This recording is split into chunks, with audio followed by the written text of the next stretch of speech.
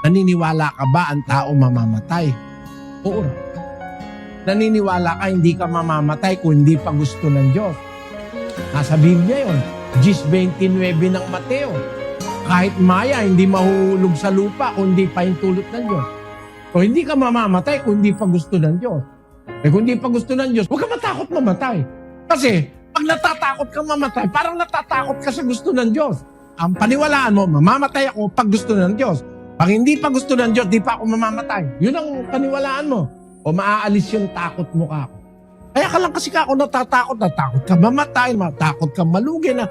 Yung lahat ng takot na yun, yun ang nagiging dahilan ng depression. Huwag ka matakot, maniwala ka sa Diyos. Ba't mo po problemahin eh, mamamatay ka lang pag gusto na ng Diyos? Kung hindi naman gusto ng Diyos, maya nga, hindi mahuhulog sa lupa eh. Kung hindi kalooban ng Ama na nasa langit eh. Ang paniwalaan mo, mamamatay ako pag gusto ng Diyos.